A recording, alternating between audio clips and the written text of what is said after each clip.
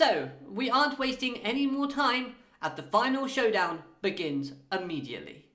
Hello everyone and welcome to Dueling with Downton, and today we're talking all things episode 11 of the Cardfight Vanguard Divinez Parallactic Clash.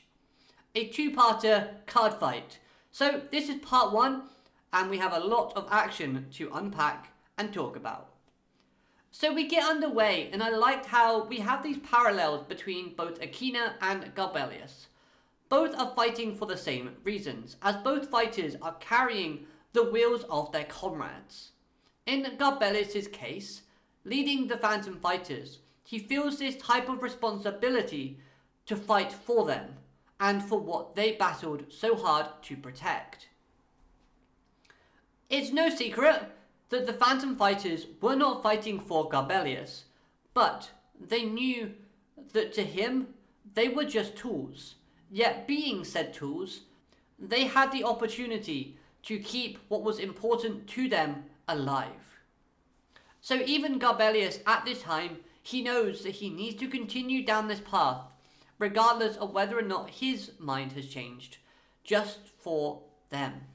Whereas Akina and the Mythics are all fighting for the same goal, as a collective. Yes, they have their own small personal reasons, but you get the feeling that with the Phantom Fighters, their personal reasons outweighed the main goal.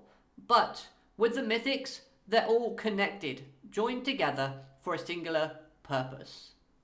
Now the reason why both Akina and Gabwelius mirror each other is simple. They both want to see their friends and family again, and both are willing to overcome the other in order to achieve this goal. But the show does this really well written thing where they make Gabwelius use more negative and darkening language and words to make him sound more evil, like an antagonist. Yet Akina's actions are just, in a sense, as bad. But they cover this up with him using positive speech after positive speech. And speaking of good writing, I loved how they made the decision to make the fight seem more intense and more dire for our heroes, as we see Akina on the back foot for pretty much the whole card fight, having to use up all of his perfect guards, using his divine skill, using an overtrigger. All of these things help to make the ending, where he's saved by Liel Lamorta, even more impactful and hyped. I completely forgot that this unit could be used in Akina's deck, so when it appeared, I was jumping out my seat like crazy. The reason why I love this unit being used as well though is the connection with Gabwelius and Erica.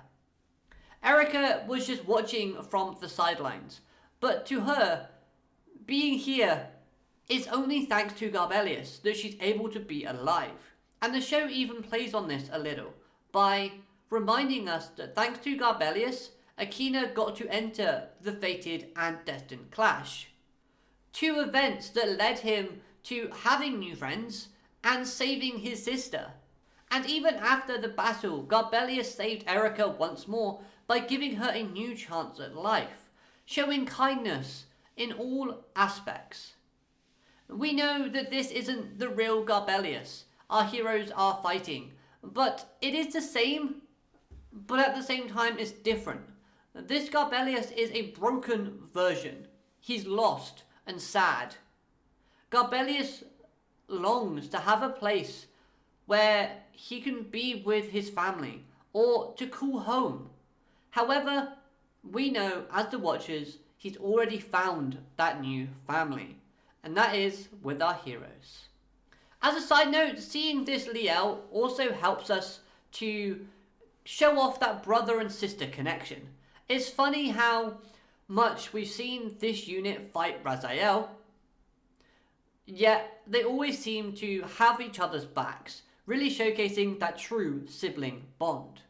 And with Akina saying that Gabwelius is important and part of the list of people that he wants to return to was perfect, as it shows that our heroes don't see Gabwelius as this god, a monster, or even a villain, but as a close friend and someone that is irreplaceable, which is ultimately what I think Gabwelius will start to understand in the next episode, to the point where we get the old Gabwelius back.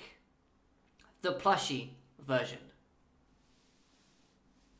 Now, part of me does think that Gabwelius is just playing the villain role at this point, like how we saw with Kurumi, being the bad girl.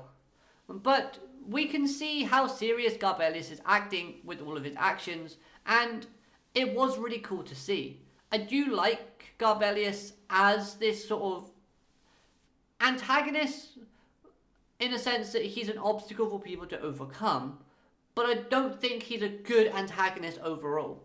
That's one thing about this season that I do think he's lacking a little bit, is this true threat.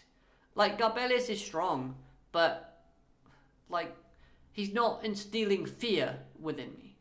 So, with Akina up against it, and just barely surviving by the skin of his teeth, how will he recover? How will he overcome the demonic dragon? Let's find out. And if you like this review, make sure you hit the like button, comment your thoughts, and I'll see you in the final episode review. Let's go.